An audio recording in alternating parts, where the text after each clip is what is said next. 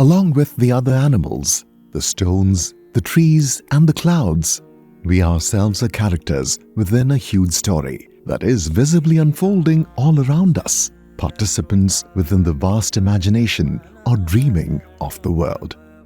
This is a quote by the American ecologist and philosopher David Abram. In his book, The Spell of the Sensuous, Abram wonders if there is a secret language of nature and whether humans have today lost their connect with this secret language. Has our civilization, after the industrialisation and commodification of our planet, which has threatened the existence of numerous fellow living beings, lost all contact with the natural world and its spiritual depth? Have we then become spiritually bankrupt beings, devoid of any feeling of oneness with the natural world, who seek spiritual goals in vain, while seated within our air-conditioned, insulated four walls that we call a home?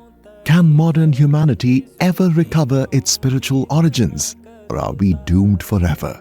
Doomed to not just a separation within the natural world, but an active destruction of it, as we kill our own planet in search of resources to fuel our ever-increasing worthless desires. It will be found, according to the teachings within Abram's book, that all hope is not yet lost. It is still possible for humanity to reconnect with nature and find again its unique place in the ecosystem of our planet. But to become conscious of our connection with nature, humanity must first become conscious of its own body.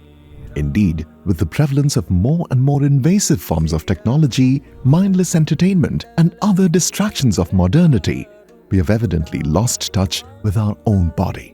How else could destructive behaviour, which causes nothing but harm to our own bodies, like the mindless and unregulated consumption of unhealthy, mass-produced food and substance abuse, be so prevalent in the modern world? This behavior is only possible when under the influence of exploitative advertisements and the other unethical actions of greedy corporations, we've been made to lose all contact with our own body. This leads to a situation where we can no longer hear the distress signals of our own body.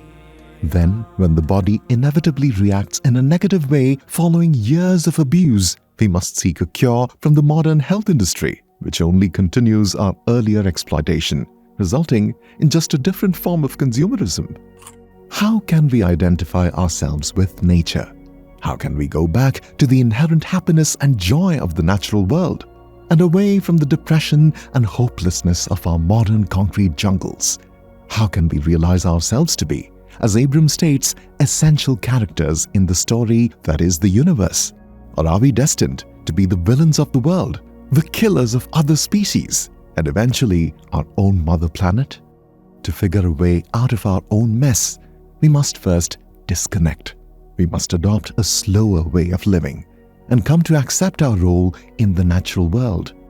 This video then is an invitation to disconnect from the corporate greed which controls our world and drives a wedge between humanity and nature, between humanity and itself. In this video, we will discuss how, even while inhabiting the modern world, we may learn to tune our ears to the eternal delight that lays hidden within the universe. We will also learn how to listen to the natural world and to listen to the traumatic cries for help lodged within our own body. We hope that this video may begin a journey for you, a journey towards realizing your true self, which is the goal of all spiritual pursuit, but to also realize that yourself is not to be found away from the world. No, yourself is one with the whole universe.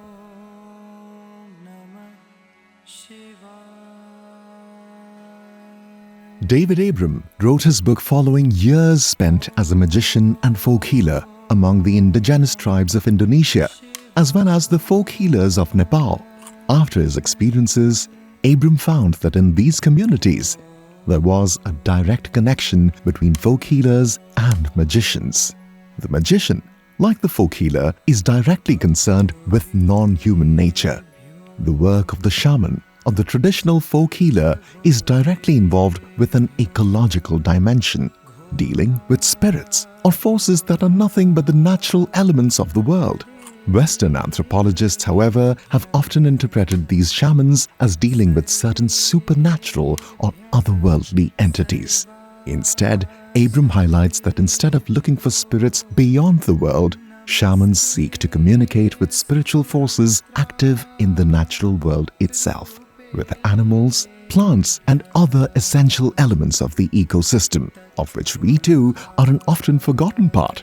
Abram writes, "We can attribute much of this oversight to the modern civilized assumption that the natural world is largely determinate and mechanical, and that which is regarded as mysterious, powerful, and beyond human ken must therefore be of some other non-physical realm above nature, supernatural. We are unable to shed this sense, so endemic to scientific civilization, of nature as a rather prosaic and predictable realm, unsuited to such mysteries. Nevertheless, that which is regarded with the greatest awe and wonder by indigenous oral cultures is none other than what we view as nature itself. The deeply mysterious powers and entities with whom the shaman enters into a rapport are ultimately the same forces, the same plants, animals, forests, and winds that to literate, civilized Europeans are just so much scenery, the pleasant backdrop of our more pressing human concerns. The perspective of the shaman, where all the aspects of nature are seen as intelligent spirits, can be exemplified in the Sarvamangalam chant, which is an ancient Vedic chant for the well-being of the entire universe. The chant goes as follows with English translation.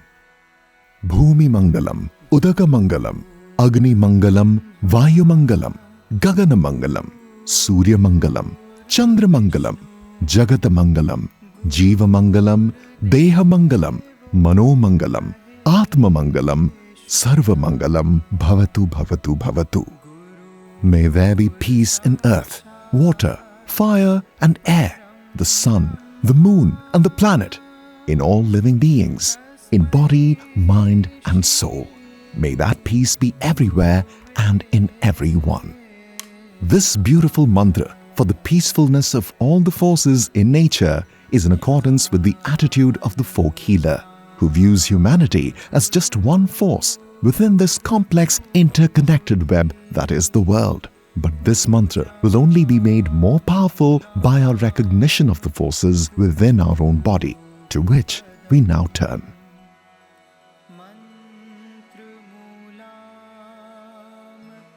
The American psychiatrist Martin Rush writes in his book, Decoding the Secret Language of Your Body, that our body sends us messages in many different ways. He argues that in experiences like itchy palms, cold feet, or a pain in the neck, not a day goes by that our bodies don't speak to us. Through tickles and tingles, through belches and belly aches, suppressed feelings inevitably come out in physical issues. It is only by listening to the signals of our body that we can truly heal ourselves. But being able to listen to ourselves depends on being open to the signals in the first place. Unfortunately, most individuals today are unable to do this. In fact, we've been trained since we were children to not pay attention to the signals of the body. Martin Rush writes, "As children, we were trained to suppress our emotional responses. Unfortunately, this process forced us to mask feelings of anger or discomfort. The result? Negative emotions get channeled into bewildering physical symptoms, and the actual cause of the discomfort is never appropriately addressed. Becoming consciously aware of your emotional triggers is often enough to relieve the symptoms and keep you much healthier." For example, Rush discusses how occasional stomach aches are often an unconscious expression of anxiety in the body. The reason for this is that the stomach is the site of a dense network of nerves that are influenced directly by emotional stress. The practice of belly breathing, therefore, is also found to be useful in relieving anxiety, as it appropriately addresses the signal of tension in the stomach. However, many individuals pay no attention to their stomach signals, or even worse, drown that sensation with painkillers. This explains why the modern human is unable to listen and appropriately respond to the signals of their own body. Similarly, Rush also argues that headaches are often due to unexpressed negative feelings of unhappiness or outrage. If we experience negative feelings as a response to someone's actions, and these negative feelings are not processed and accepted in a healthy way through meditation and other practices, these feelings are then bound to get stored up in the body in the form of trauma. Headaches, stomach aches, neck pain, and even lower back pain, according to Martin Rush, are often just manifestations of this long, pent-up trauma. Rush's advice for dealing with all kinds of such pains is similar. Once you recognize that the cause of this pain is mental, try to trace the event which may have caused that shock. Rush writes, recognize and acknowledge the source of your tension, and then mentally release it, telling yourself that it no longer has any hold over you. This will often cause your pain to vanish. In a previous video, we had discussed how vertigo, a harmless, almost contagious disease, can cause us to go into distressing experiences of spiritual dullness, like the dark night of the soul. But by highlighting the mental cause of bodily pains, Martin Rush reminds us to return to our own body and acknowledge the inherent importance of the body in our spiritual development.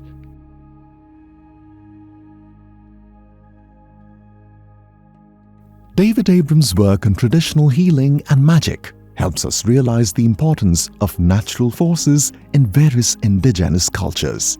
Abram writes, magic, in its perhaps most primordial sense, is the experience of existing in a world made up of multiple intelligences. The intuition that every form one perceives, from the swallow swooping overhead to the fly on a blade of grass, and indeed the blade of grass itself, is an experiencing form, an entity with its own predilections and sensations, albeit sensations that are very different from our own. As humans, we are nothing but one of these numerous intelligences of the world. But what happens at the time of death? Don't we go away from this world to another world, a heaven or a hell, and have nothing to do with this world anymore? Why go to all this effort for the sake of this world when we must leave it one day? Importantly, Abram challenges the notion that the afterlife is somehow otherworldly. He writes, some cultures may burn or cremate the body in order to more completely return the person as smoke to the swirling air, while that which departs as flame is offered to the sun and stars, and that which lingers as ash is fed to the dense earth. Such examples illustrate simply that death in tribal cultures initiates a metamorphosis wherein the person's presence does not vanish from the sensible world. Where would it go? But rather remains as an animating force within the vastness of the landscape, whether subtly in the wind or more visibly in animal form. This leads us to the following conclusion. We don't go anywhere. There is nowhere to go but here in the living universe, of which we are an essential part. As essential parts of the world, it is our duty to respect and protect it for our fellow living beings.